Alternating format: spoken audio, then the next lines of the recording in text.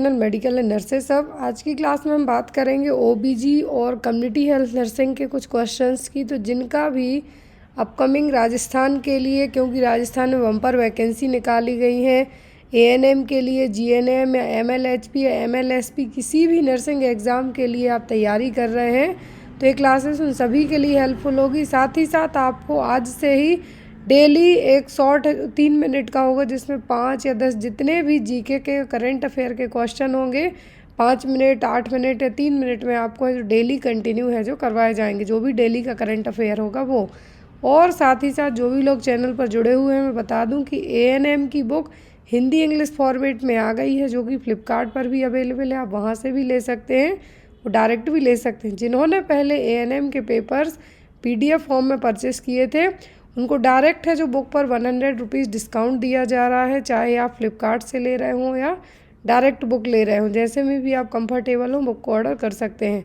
साथ ही साथ community health nursing की जो complete guide for NHM and CHO है उस पर भी अभी बम्पर डिस्काउंट चल रहे हैं, तो आप वो बुक भी ऑर्डर कर सकते हैं। ओनली 550 रुपीज़ में आपको डायरेक्ट ऑर्डर में बुक अवेलेबल है। जो लोग ग्रुप 5 की तैयारी कर रहे हैं उनके जो प्रीवियस पेपर हुए हैं वो सभी पेपर पीडीएफ फॉर्मेट में अवेलेबल हैं, तो आप वो भी ऑर्डर कर सकते हैं।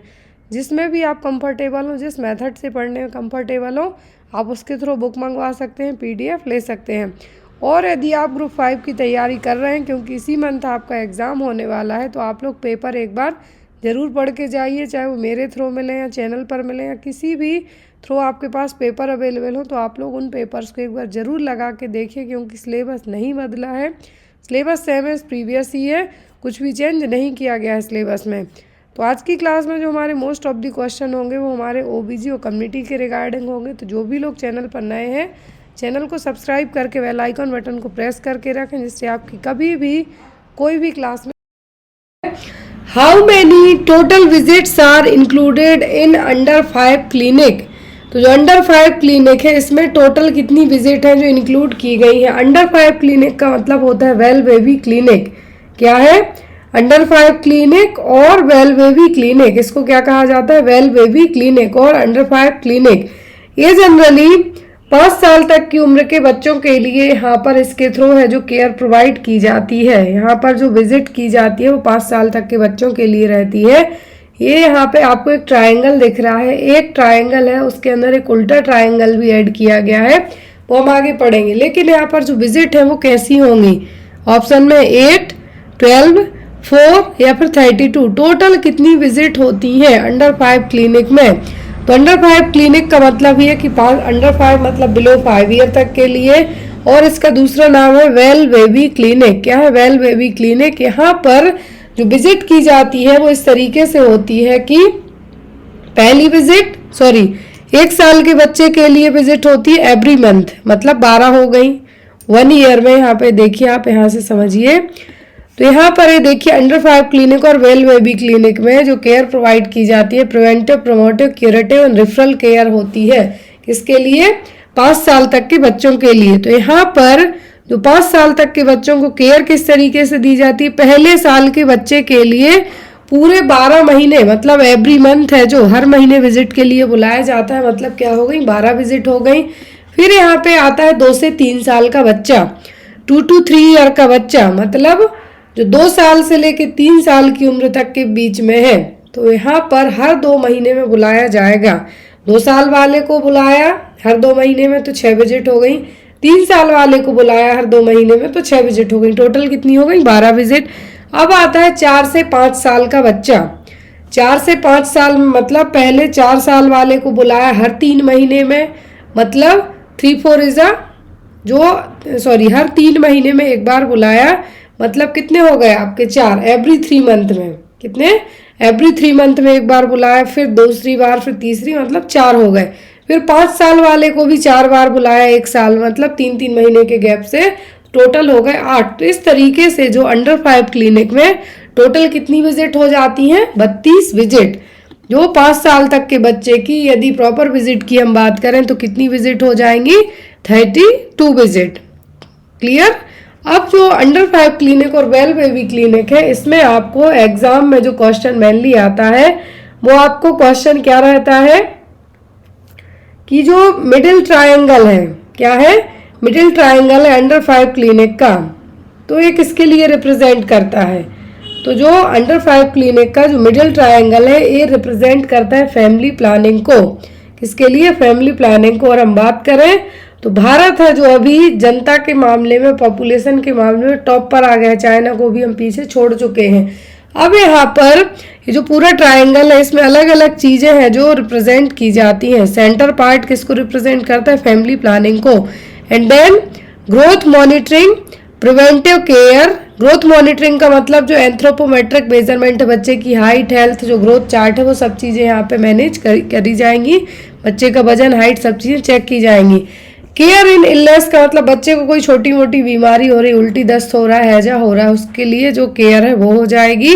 हेल्थ एजुकेशन, ऑल ओवर जब सब चीज़ें समझ में आ जाए तो हेल्थ एजुकेशन के बारे में बताया जाएगा कि आप कैसे किस तरीके से अपने बच्चे को ठीक रख सकते हैं। बेसिक कॉन्सेप्ट इसका याद रखना, अंडर 5 क्लिनिक और बेल बेबी क्लिनिक जो कि 5 साल तक के बच्चे के लिए केयर प्रोवाइड करने के लिए है। और यहाँ पर जो सेंटर पार्ट है जो पिंक कलर से होता है, पिंक ट्रायंगल होता है, यहाँ पर मैंने पिंक ऐड नहीं किया, फैमिली प्लानिंग वाला पोर्शन पिंक होता है, तो ये क्या है, सेंटर है जो कि उल्टा ट्रायंगल है जो सीधे ट्रायंगल के अंदर सेट किया गया है। इसमें टोटल 5 तरीके की केयर दी जाती है, family planning, growth monitoring, preventive care, care in illness and health education.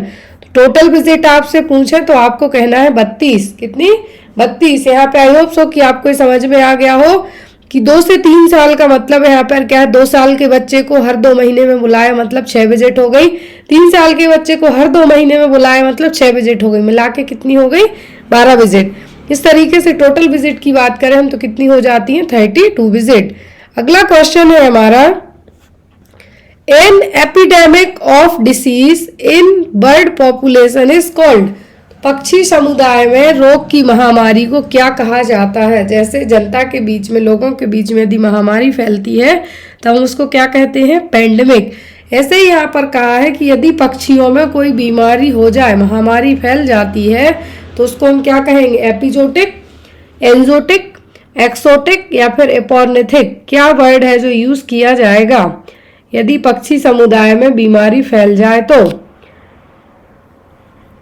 यहाँ पर यदि एनिमल्स में, जूनोसिस का मतलब यहाँ पर होता है एनिमल्स, तो यहाँ पर क्या है, कोई एपिडेमिक बीमारी एनिमल में हो जाए तो वो क्या कहलाएगी, एपिजोटिक। जू वर्ड जुड़ जाए मतलब एनिमल से क्या है, यहाँ पर एनिमल का है जो यहाँ पर कहा गया है, एनिमल के बारे में कहा गया है।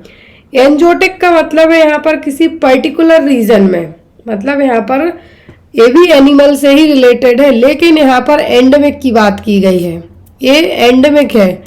क्या है, एंडेमिक है, एनिमल्स में कोई पर्टिकुलर रीजन हो गया, कोई एक डिस्ट्रिक्ट में कोई बीमारी फैले जानवरों में, वो।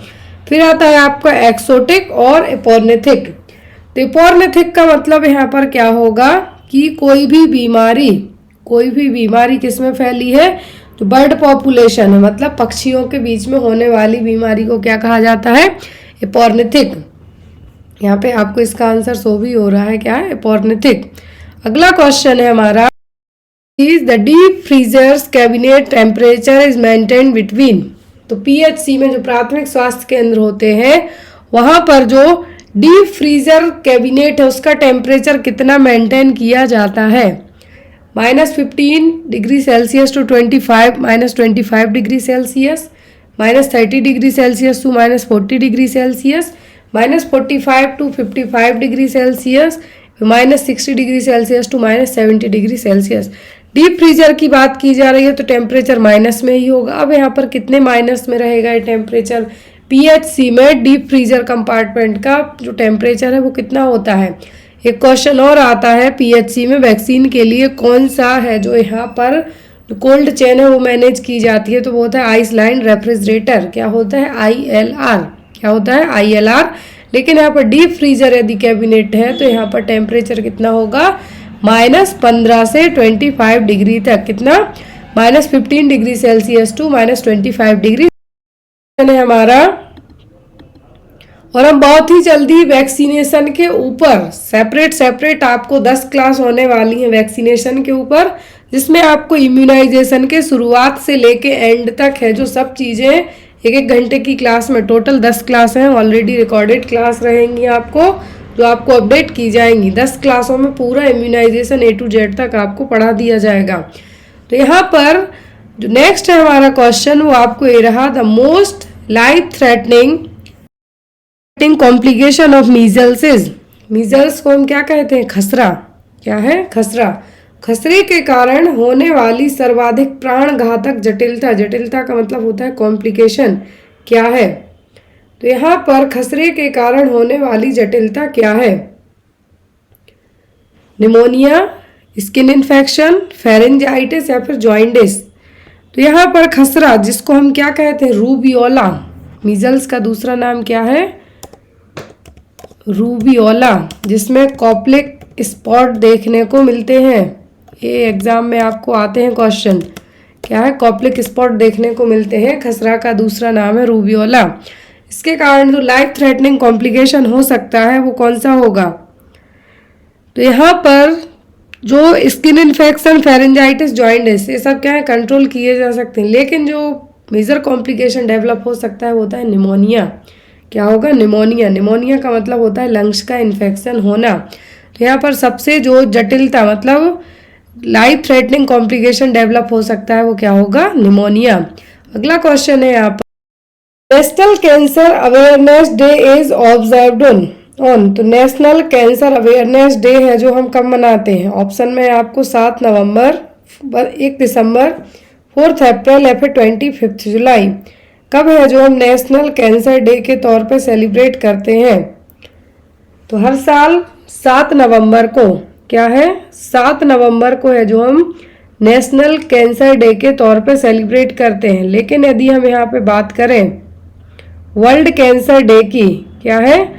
World cancer day. अब यहाँ पे 2 चीज़ें आपको याद रखनी है। यदि नेशनल कैंसर अवेयरनेस डे के बारे में बात की जा रही है मतलब हमारे इंडिया को लेके ही बात हो रही है। कब हो रही है? इंडिया को लेके बात हो रही है। और हर साल हम 7 नवंबर को ये क्या करते हैं? सेलिब्रेट करते हैं। लेकिन यदि हम वर्ल्ड कैंसर डे की बात करें, किसकी? वर्ल्ड कैंसर डे की। तो जो वर्ल्ड कैंसर डे है इसकी डेट आपको डिफरेंट रहने वाली है। तो वर्ल्ड कैंसर डे की हम बात करें तो क्या है? 4 फरवरी। 4 फरवरी क्या है यहाँ पर? वर्ल्ड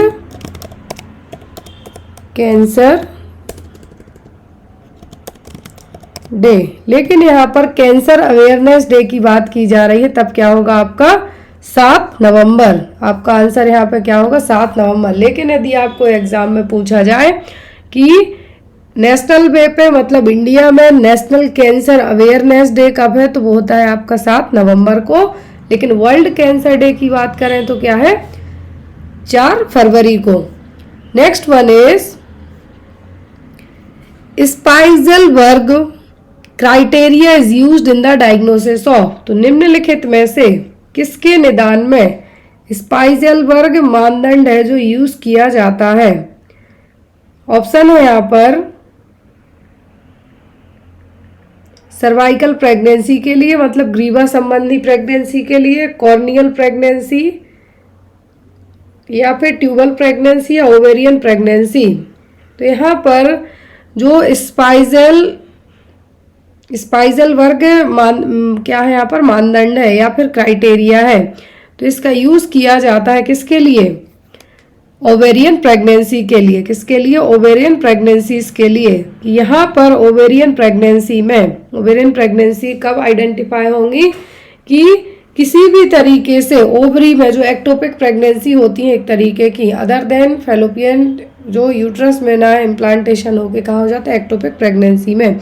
वैसे ही स्पाइसल प्रेगनेंसी में पता चलेगा कि जो प्रेगनेंसी है ओवरीज में तो नहीं है, फेलोपियन ट्यूब के यहाँ पे तो जाती है, वो क्या कहलाती है? Ectopic pregnancy. लेकिन यहाँ पर ओवेरियन प्रेगनेंसी को आइडेंटिफाई करने के लिए, डायग्नोस्ट करने के लिए स्पाइसलबर्ग क्राइटेरिया है जो इस्तेमाल किया जाता है। एग्जाम में क्वेश्चन, आई थिंक ESIC के एग्जाम में क्वेश्चन है जो आ चुका है। अगला क्वेश्चन है, the volume of amniotic fluid at term is. क्या है? एक टर्म प्रेगनेंसी में एमनियोटिक फ्लूइड का अमाउंट है जो कितना होता है? 200 से 300 ml, 600 से 800 ml, 1 लीटर या फिर 1.5 लीटर। कितना अमाउंट होता है? यदि टर्म प्रेगनेंसी की बात करें हम, टर्म प्रेगनेंसी का मतलब होता है 37 हफ्ते की प्रेगनेंसी। टर्म प्रेगनेंसी का मतलब क्या होगा, 37 वीक है जो जेस्टेशन के, वो क्या हो चुके हैं, कंप्लीट हो चुके हैं। क्या है, कंप्लीट हो चुके हैं, वो प्रेगनेंसी कहलाती है टर्म प्रेगनेंसी।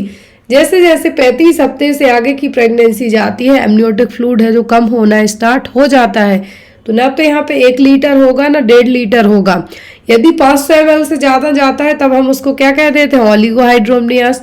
2000 ml से ज़्यादा जाता है तो पॉलीहाइड्रोमनियास कह देंगे। लेकिन एक टर्म प्रेगनेंसी में एवरेज जो वॉल्यूम होता है एमनियोटिक फ्लूइड का वो होता है 600 से 800 ml तक। कितना, 600 to 800 ml तक है जो एक टर्म प्रेगनेंसी में एमनियोटिक फ्लूइड होता है। कम होगा 500 ml से तो क्या होगा, ओलिगोहाइड्रोमनियास। ज़्यादा होता है तो polyhydramnios. Next one is cycle cord is around. तो गर्भनाल की जो औसत लंबाई है वो कितनी होती है, 10 सेंटीमीटर, 15 सेंटीमीटर, 20 सेंटीमीटर या फिर 40 सेंटीमीटर। तो एक अम्बिलाइकल कॉर्ड की एवरेज हम बात करें, एक होती है शॉर्ट लेंथ में भी, क्या है, शॉर्ट लेंथ में भी होगी। लेकिन यदि हम यहाँ पे बात करें शॉर्ट की जगह एक एवरेज की, एवरेज मतलब है जो नॉर्मल लेंथ की हम बात करें तो ये होती है 50 से 60 सेंटीमीटर तक। कितनी, 50 to 60 सेंटीमीटर तक। लेकिन ये डिपेंड करता है जो माँ की हाइट, हेल्थ, जो गेस्चर है उस पर। तो यहाँ पर यदि एक एवरेज हम बात करें जो एज पर ऑप्शन में है तो वो क्या होगी आपकी 40 सेंटीमीटर। कितनी, 40 सेंटीमीटर। लेकिन यदि हम इंच में पूछें, यदि आपको इंच में पूछा जाए तो ये होती है 19.6 to 23.6 इंच तक। क्या है, इंच में है यहाँ पर। सेंटीमीटर में यदि हम कहें तो 50 to 60 सेंटीमीटर। बट एज पर ऑप्शन के आपका आंसर क्या होगा, 40 सेंटीमीटर। अम्बिलाइकल कॉर्ड में 3 वेसल्स होती हैं टोटल। कितनी, 3 वेसल्स होती हैं, 2 आर्टरी 1 वेन। वेन कैरी करती है ऑक्सीजनेटेड ब्लड को, जबकि आर्टरीज कैरी करती हैं क्या, डीऑक्सीजनेटेड ब्लड को। जैसे पल्मोनरी वेन कैरी करती हैं ऑक्सीजनेटेड ब्लड, आर्टरी कैरी करती हैं deoxygenated blood. Clear. All of the following coagulation factor levels increase during the pregnancy except. तो यहाँ पर प्रेगनेंसी के टाइम पर सभी कोआगुलेशन फैक्टर क्या होते हैं, बढ़ जाते हैं। क्या होते हैं, बढ़ जाते हैं। जो ब्लड को क्लॉट करने वाले फैक्टर हैं प्रेगनेंसी में सभी बढ़ जाएंगे। लेकिन कौन सा फैक्टर है जो नहीं बढ़ेगा, कौन सा फैक्टर है जो नहीं बढ़ेगा। ऑप्शन में है आपको फैक्टर नंबर 8, फैक्टर नंबर 9 या फिर फैक्टर नंबर 10 या फिर फैक्टर नंबर 11। कौन सा फैक्टर नहीं बढ़ता है, 8वां, 9वां, 10वां या फिर 11वां।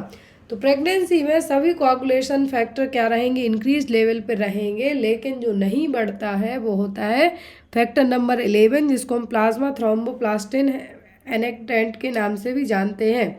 क्या है, 11वें नंबर का फैक्टर है, 11वें नंबर का क्लॉटिंग फैक्टर, जिसको हम क्या कहते हैं, प्लाज्मा थ्रोम्बोप्लास्टिन एनेक्टेंट, जो कि प्रेगनेंसी में नहीं बढ़ता है। कोआगुलेशन में हेल्पफुल है लेकिन ये प्रेगनेंसी में इसका लेवल नहीं बढ़ेगा। 8वें और 9वें की कमी से तो हीमोफीलिया तक हो जाता है, तो बड़े हुए रहें तो बेटर है। लेकिन यहाँ पर 11वें नंबर का फैक्टर है जो प्रेगनेंसी में नहीं बढ़ता है। Next is the product of conception is called an embryo between. किस अवधि के बीच के गर्भधान के उत्पाद को भ्रूण कहा जाता है।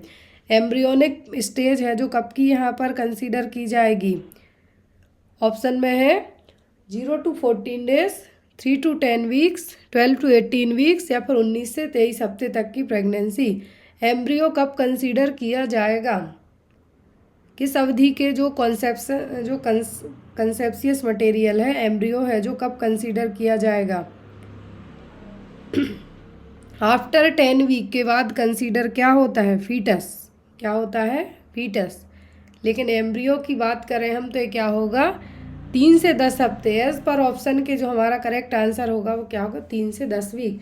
0 to 14 डेज तक का क्या है, 0 to 14 डेज तक का तो आप इसको किसमें कंसीडर करेंगे, कॉन्सेप्शियस मटेरियल में ही रहेगा, लेकिन ये एम्ब्रियो में नहीं जाएगा। इसको आप जो जर्मिनल, या फिर हम ये कह सकते हैं, जर्मिनल नहीं कहेंगे यहाँ पे, हम इसको क्या कह सकते हैं, ये आपका ब्लास्टोसिस्ट या फिर जर्म सेल्स कहलाएगा, जर्मिनल्स कहलाएगा, लेकिन एम्ब्रियो नहीं होगा।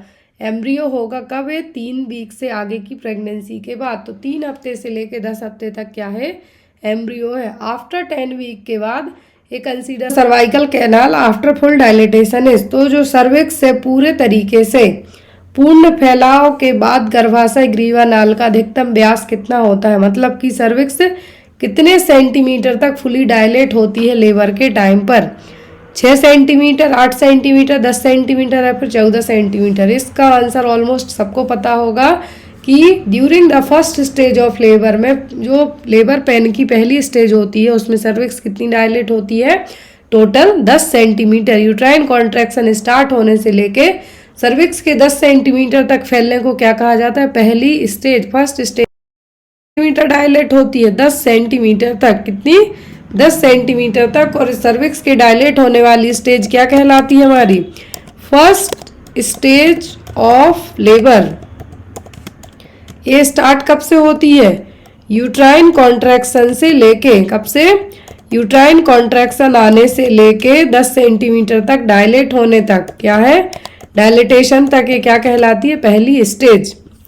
दूसरी होती है हमारी कौन सी? जिसमें बेबी जो फीटस है वो क्या होगा? बाहर आएगा। तीसरी में प्लेसेंटा बाहर आता है। और जब चौथी स्टेज की हम बात करें तो उसको हम ऑब्जर्वेशनरी स्टेज कहते हैं, जिसमें हमें माँ और बच्चे को ऑब्जर्व करना होता है। अगला क्वेश्चन है, the most common infection resulting in ectopic pregnancy. Ectopic गर्भावस्था में होने वाला सर्वाधिक सामान्य संक्रमण क्या है? क्लेमाइडिया, कैंडिडा, सिफिलिस या फिर गोनोरिया? कौन सा इन्फेक्शन है जो सबसे कॉमन होने के चांसेस रहेंगे? किसमें सबसे कॉमन इन्फेक्शन होने के चांसेस होंगे? एक्टोपिक प्रेगनेंसी वाले पर्सन में। एक्टोपिक प्रेगनेंसी का मतलब होगा कि जो कंसेप्शियस मटेरियल है फैलोपियन ट्यूब में, जहाँ फर्टिलाइजेशन हुआ, फैलोपियन ट्यूब में फर्टिलाइजेशन होता है, वहीं पर इसका इम्प्लांटेशन हो गए। यदि ये ऐसा होता है तो सबसे कॉमन इन्फेक्शन होने के चांसेस होते हैं क्लेमाइडिया इन्फेक्शन। क्या है? Chlamydia infection. कैंडिडा नहीं होगा, ना सिफिलिस होगा, ना गोनोरिया होगा। कॉमन होने का रिस्क रहेगा कौन सा? क्लेमाइडिया का। Next one, undescended of the testis, this is called. तो वृषण के अप्रकटन को क्या कहा जाता है? अप्रकटन का मतलब आप समझ गए होंगे कि प्रकट ही नहीं हुई हो जो चीज़। अब यहाँ पे ऑप्शन में क्लिनीफेल्टर सिंड्रोम, क्रिप्टोर्चिडिज्म, हाइड्रोसील या फिर वेरिकोसील। क्या वर्ड यूज़ किया जाएगा? यहाँ पर जो 3 वर्ड हैं, क्लिनीफेल्टर सिंड्रोम नहीं होगा आपका, हाइड्रो वर्ड जुड़ गया, मतलब यहाँ पर कुछ फ्लूइड से रिगार्डिंग बात हो रही है, पानी के रिगार्डिंग बात हो रही है। तो यहाँ पर जो हाइड्रोसील है, हाइड्रोसील का मतलब यहाँ पे क्या होता है कि जो स्क्रोटम के चारों तरफ क्या है? स्क्रोटम के चारों तरफ फ्लूइड फिल्डअप हो गया हो, वो कंडीशन कहलाएगी हाइड्रोसील। भारीपन होगा, दर्द होगा। और यहाँ पर जो यदि टेस्टिस डिसेंड होना मतलब बाहर आ जाना, स्क्रोटम में जो दोनों साइड टेस्टिस रहेंगी, 2 होती हैं, लेकिन कभी कभी एक आ जाती है, कभी कभी नहीं आएगी, दोनों आ जाएंगी। लेकिन डॉक्टर 1 साल तक वेट एंड वॉच करते हैं, कभी कभी एब्डोमिनल एरिया से वो नीचे डाउन हो जाएंगी, बट नहीं होती हैं तो और कोई रास्ता नहीं होता है सर्जरी के अलावा। तो अनडिसेंडेंट टेस्टिस का मतलब क्या होता है? क्रिप्टोर्चिडिज्म। अब यहाँ पर एक और वर्ड है वेरिकोसील। क्या है?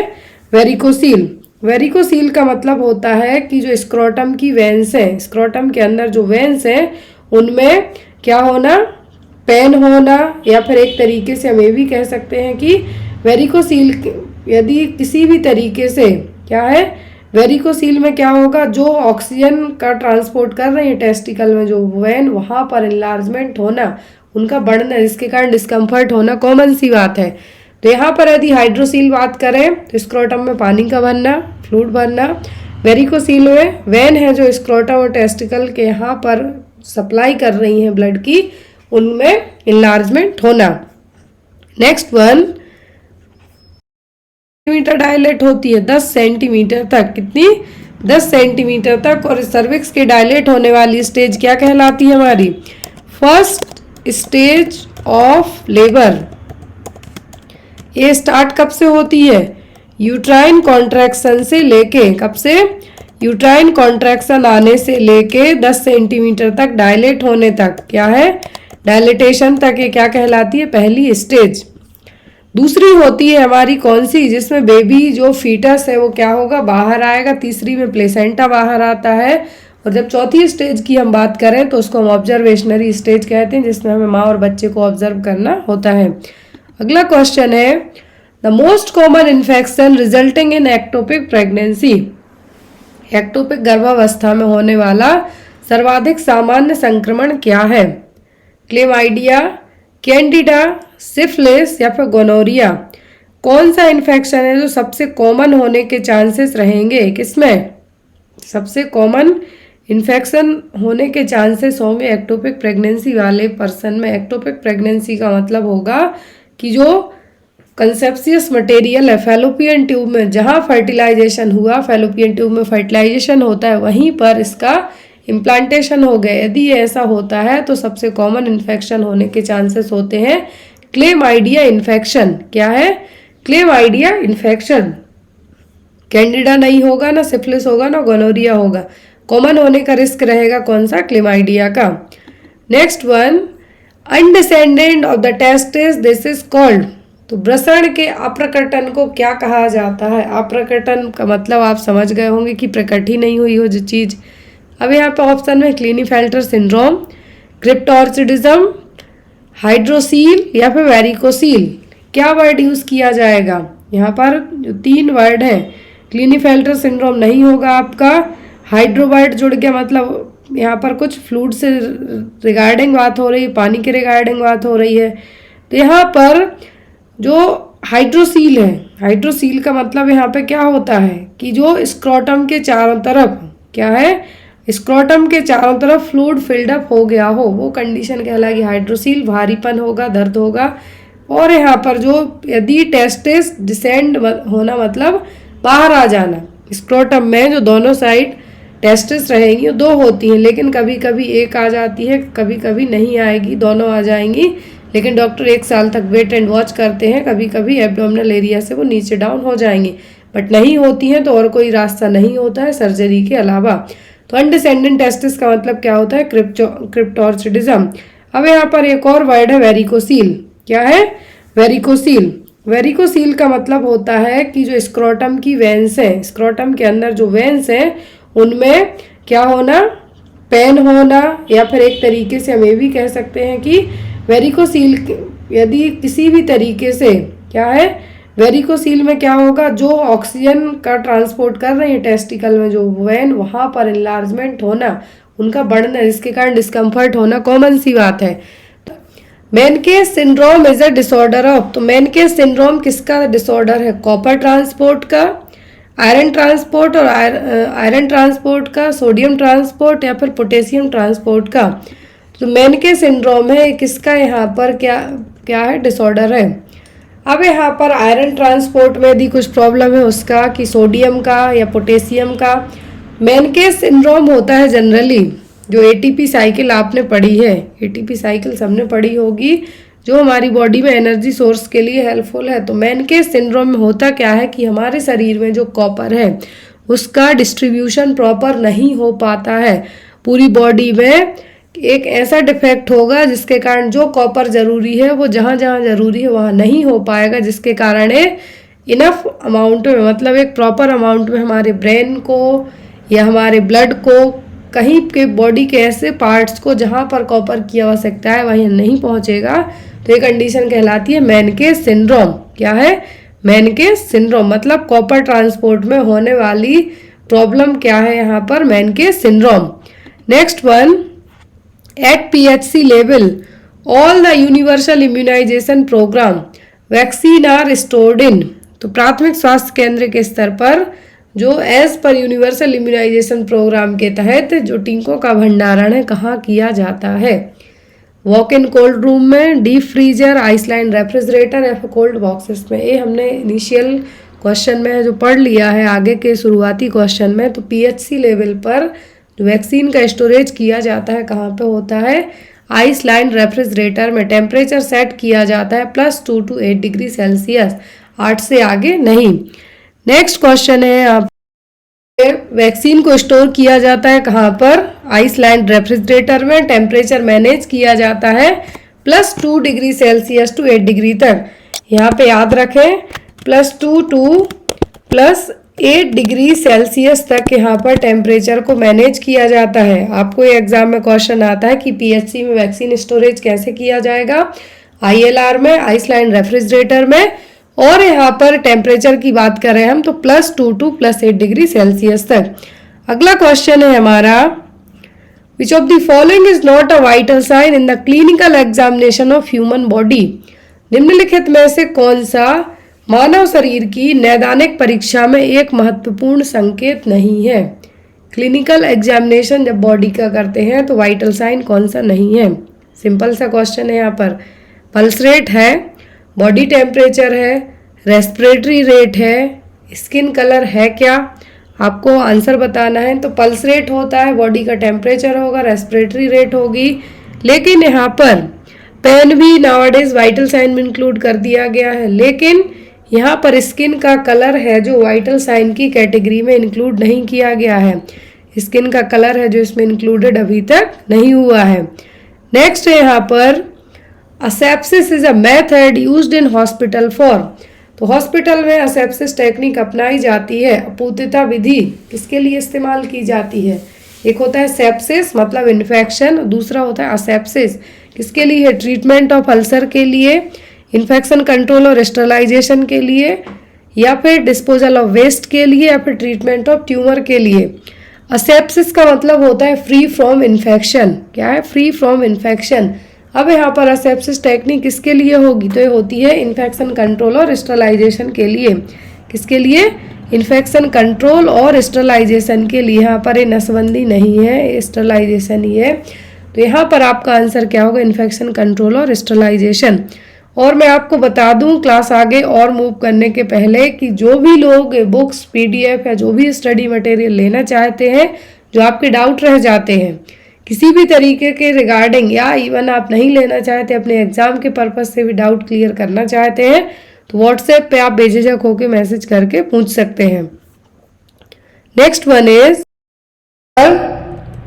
Which one is the preferred site for intravascular injection in under 5-year-old children? तो यदि बच्चे की उम्र 5 वर्ष से भी कम है तो उसको जो आप मसल्स में इंजेक्शन लगाएंगे वो कौन सी मसल्स में लगाएंगे?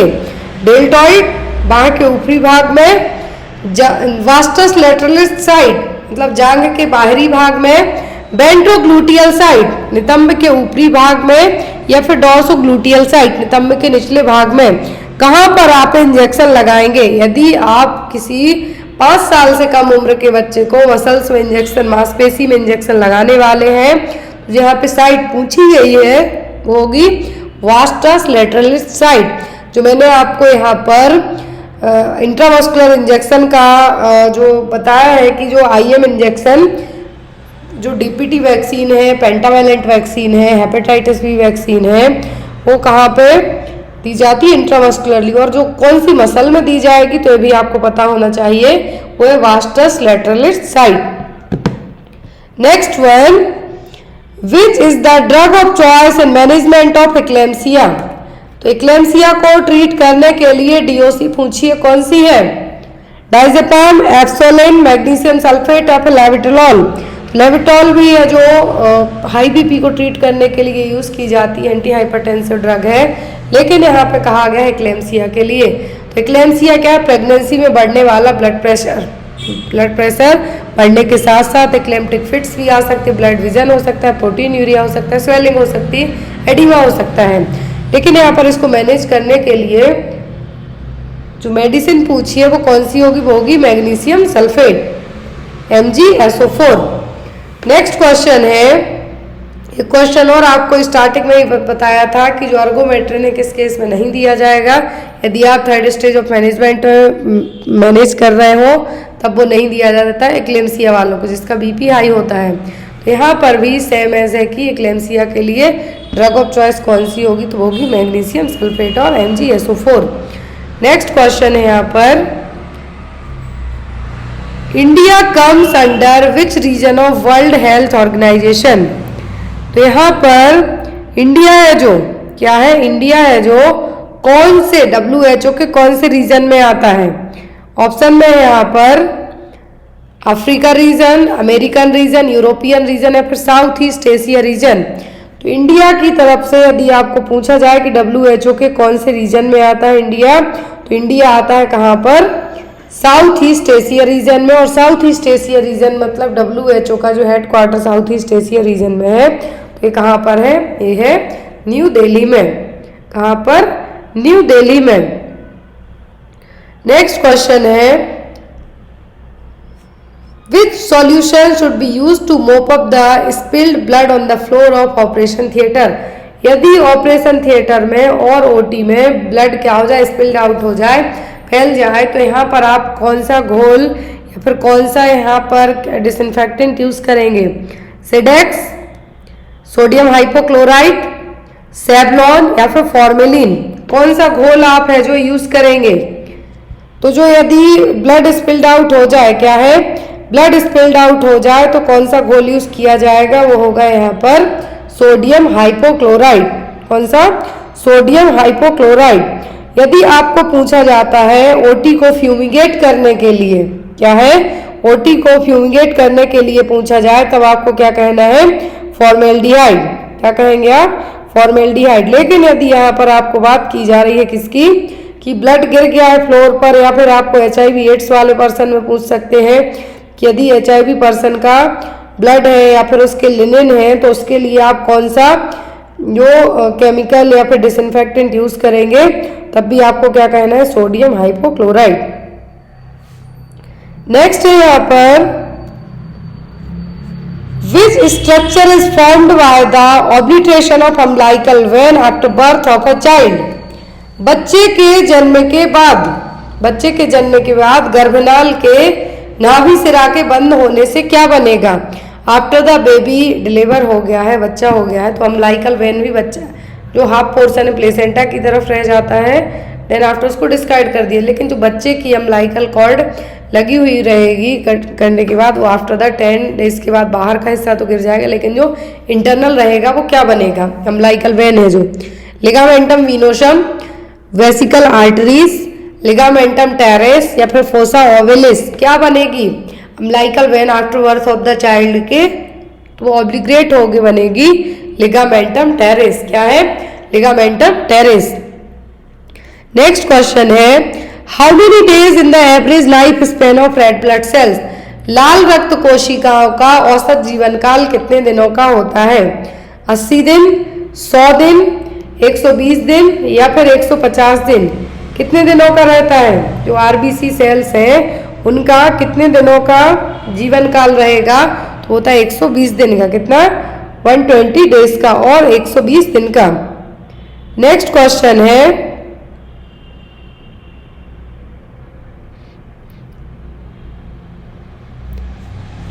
Which structure provides the major support to the uterus and cervix? तो यूट्रस और सर्विक्स को कौन सा स्ट्रक्चर सपोर्ट देता है?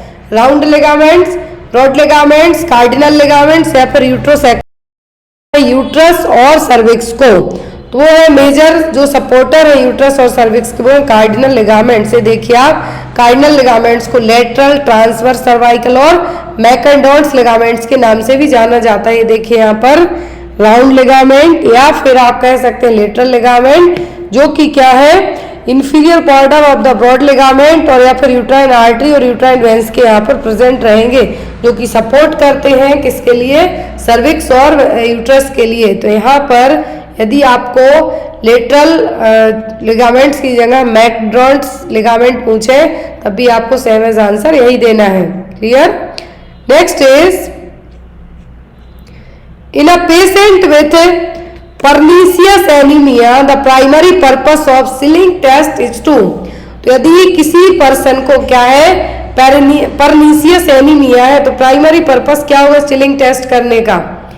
Intake of vitamin B12, absorption of vitamin B12, excretion of vitamin B12 या फिर none of the above. Pernicious anaemia यदि किसी मरीज को हुआ है, तो उसका Schilling टेस्ट किया जा रहा है किसके लिए? कि आपने विटामिन B12 खूब लिया, लेकिन आपकी बॉडी ने उस विटामिन B12 किस हद तक एब्जॉर्ब किया, उसके लिए टेस्ट है जो किया जाएगा। तो क्या होगा, absorption of vitamin B12, vitamin B12 कितना आपकी बॉडी एब्जॉर्ब करती है, उसके लिए टेस्ट। क्वेश्चन है, the most central and accessible artery to check pulse in children over 1 year of age. तो अब यहाँ पे कहा है कि 1 साल तक की उम्र के बच्चे के लिए यदि आप चेक करते हैं, क्या पल्स चेक करना है, तो कौन सी आर्टरी को आप चेक करेंगे, ब्रैकियल, कैरोटिड, डॉर्सल स्पेडिस या फिर पॉप्लिटियल, किसके लिए आप चेक करेंगे। तो यहाँ पर कौन सी आर्टरी आप चेक करेंगे यदि बच्चे की उम्र 1 साल से कम है, over 1 year of age, it's a carotid artery. Neck के यहाँ पर आप चेक करेंगे, कहाँ पर, नेक के यहाँ पे चेक करेंगे। लेकिन यदि आपको ऑप्शन में एपिकल पल्स है तो आपको क्या मार्क करना है, एपिकल। लेकिन यहाँ पर एक्सेसिबल आर्टरी की बात की गई है तो क्या होगी, कैरोटिड आर्टरी। अगला क्वेश्चन है, a patient is diagnosed to have insomnia, मरीज को इंसोम्निया हुआ है, अनिद्रा हुई है, तो क्या टर्म इंसोम्निया का मतलब है, inability to think, inability to move, inability to eat या फिर इनएबिलिटी टू स्लीप। क्या इंसोम्निया का मतलब क्या होगा, इंसोम्निया का मतलब यहाँ पे पूछा गया है कि क्या होगा यदि किसी मरीज को इंसोम्निया हो गया है, तो उसका मतलब होगा कि मरीज को सोने में दिक्कत हो रही है, इनएबिलिटी टू स्लीप। क्या है, inability to sleep. Next one, the ideal position to provide mouth care for an unconscious person is, यदि मरीज क्या है, यदि मरीज क्या है, बेहोश है, क्या है, बेहोश है, तो यहाँ पर उसको आप माउथ केयर, ओरल केयर कैसे देंगे, फॉलोअर्स पोजीशन से, लेटरल पोजीशन से, सुपाइन पोजीशन से कि नी चेस्ट पोजीशन से, कौन सी पोजीशन यहाँ पर आप यूज करेंगे मरीज की ओरल केयर करने के लिए, मरीज यदि बेहोश है तो। ऐसे केसेस में आप क्या करेंगे, लेटरल पोजीशन और साइडलाइन पोजीशन के थ्रू मरीज की केयर कर सकते।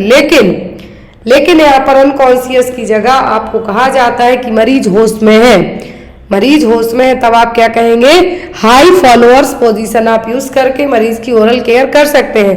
लेकिन मरीज यदि बेहोश है तो एस्पिरेट होने का डर सबसे ज्यादा रहेगा, उसी एस्पिरेशन को प्रोवाइड करने के लिए क्या यूज किया जाएगा, लेटरल पोजीशन। कौन सी, लेटरल और साइडलाइन पोजीशन है जो यूज की जाएगी।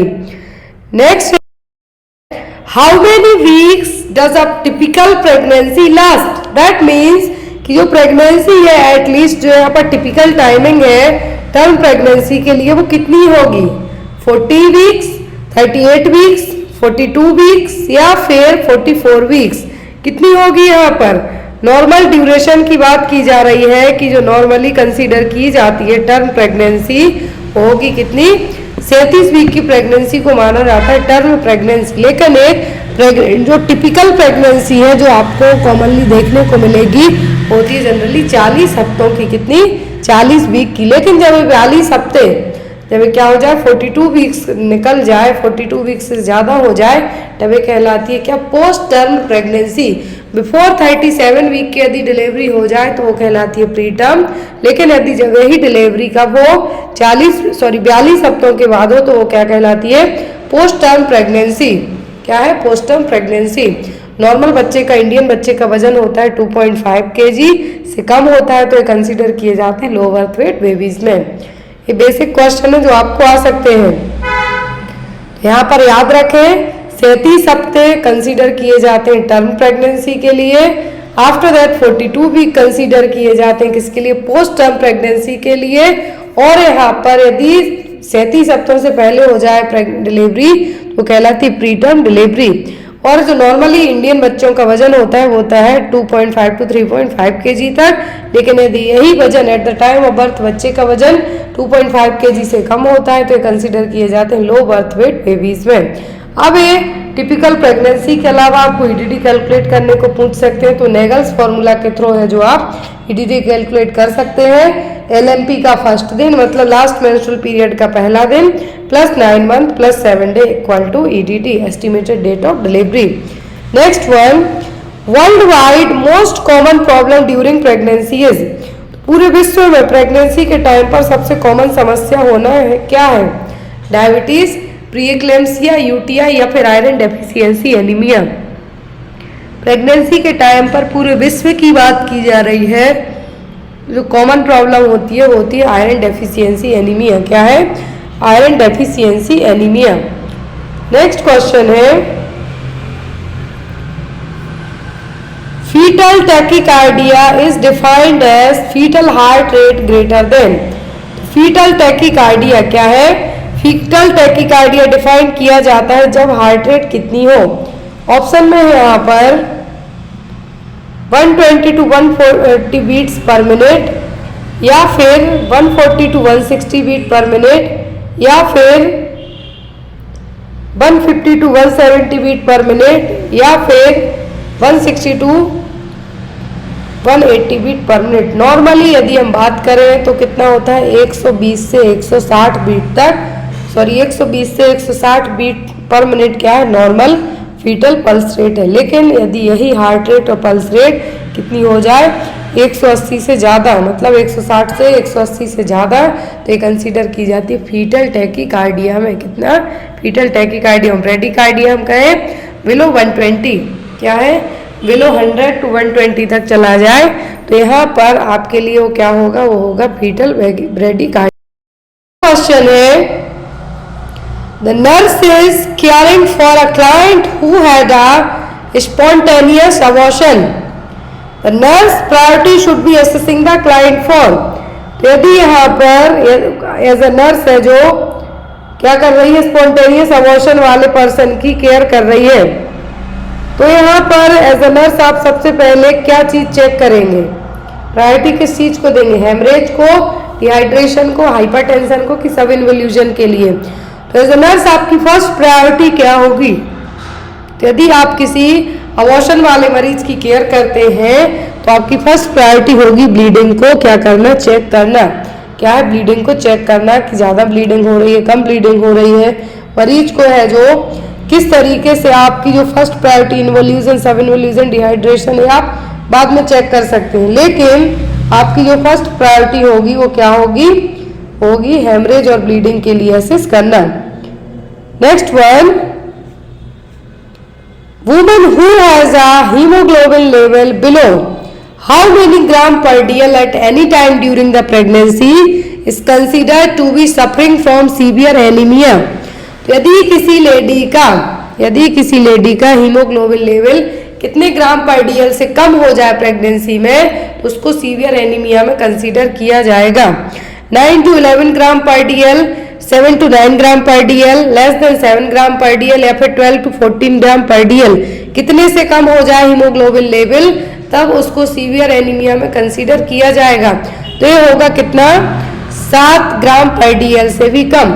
अकॉर्डिंग टू WHO के क्या है? अकॉर्डिंग टू WHO के यदि हम बात करें प्रेगनेंसी में जो एनीमिया कंसीडर किया जाता है कितना? जो आपने गाइडलाइंस पढ़ी है उसके अकॉर्डिंग यदि हम बात करें तो यहाँ पर एनीमिया कंसीडर किया जाता है कितने से? 9 से भी जब कम हो प्रेगनेंसी में। माइल्ड में कंसीडर किया, लेकिन 11 से कम होता है मतलब एनीमिया है। फिर आता है माइल्ड, मॉडरेट, सीवियर और वेरी सीवियर, लेकिन यहाँ पे कहा है from severe anaemia. Severe anaemia में जब भी हीमोग्लोबिन लेवल 7 ग्राम पर DL से कम हो जाए तो ये क्या कहलाएगा? Severe anaemia.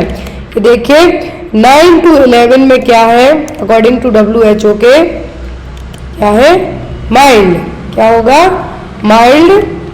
फिर है 7 to 9, क्या है? 7 to 9, इसको आप कह सकते हैं मॉडरेट। फिर लेस देन, तो ये क्या है? सीवियर। 12 to 14 मतलब क्या है? नॉर्मल है। यदि बिलो 4 जाता है तब ये कंसीडर किया जाएगा वेरी सीवियर में। सीवियर और वेरी सीवियर में हॉस्पिटलाइज्ड करके ब्लड ट्रांसफ्यूज करने की जरूरत भी पड़ सकती है। Next one is the following should be test at every ANC visit. तो यदि आप एंटीनेटल चेकअप के लिए जाते हैं अपने क्लाइंट को लेके तो एटलीस्ट कितनी ANC विजिट की जरूरत होती, सॉरी यहाँ पर कौन से टेस्ट कराए जाते हैं ANC विजिट के लिए आप जब जाते हैं? तो अकॉर्डिंग टू WHO के 4 टेस्ट कंसीडर किए जाते हैं, लेकिन एवरी ANC विजिट में क्या टेस्ट किए जाते हैं? Haemoglobin, urine sugar HCG, haemoglobin blood sugar and urine sugar, haemoglobin urine sugar and protein, haemoglobin urine sugar and HPL। क्या चीज़ है जो चेक की जाएगी? तो एएनसी विजिट में जब भी आप जाते हैं तो आपको हीमोग्लोबिन, यूरिन शुगर और प्रोटीन चेक किया जाता है। हीमोग्लोबिन एनीमिया के लिए किया जाएगा, एनीमिया या फिर ब्लड की कमी तो नहीं है। यूरिन शुगर की जाएगी कि मतलब डायबिटिक तो नहीं है। प्रोटीन चेक किया जाएगा कि हाई प्रोटीन कंडीशन तो नहीं बन रही है। अदरवाइज मरीज के लिए यदि ये सब चीज़ें चेक की जाती हैं, किसके लिए? मरीज को अपकमिंग टाइम में यदि हाई बीपी की प्रॉब्लम होती है, क्लेम्सिया होता है और अदर इशू होते हैं, तो हर एक एएनसी विजिट में ये चीज़ें चेक की जाएगी। एचसीजी हर एक विजिट में आपका चेक नहीं किया जाएगा। यदि यूरिन शुगर चेक कर लिया दैट मीन्स ये कॉमन है। तो यहाँ पर आपका आंसर क्या होगा? Haemoglobin, urine sugar and protein. एक क्वेश्चन आपके लिए, आंसर आप लोग प्लीज कमेंट बॉक्स में देना। इक्लेम्सिया ऐसा, तो इक्लेम्सिया क्या है? Pre eclampsia plus convulsions, hypertension plus convulsion, hypertension plus proteinuria, फिर pre eclampsia plus hypertension. Eclampsia आपको कई बार पढ़ा है कि प्री इक्लेम्सिया इक्लेम्सिया के पहले की कंडीशन है जिसमें कन्वल्जन्स नहीं आते हैं लेकिन इक्लेम्सिया में आते हैं। तो अब आपको आंसर देना है कि इक्लेम्सिया है क्या।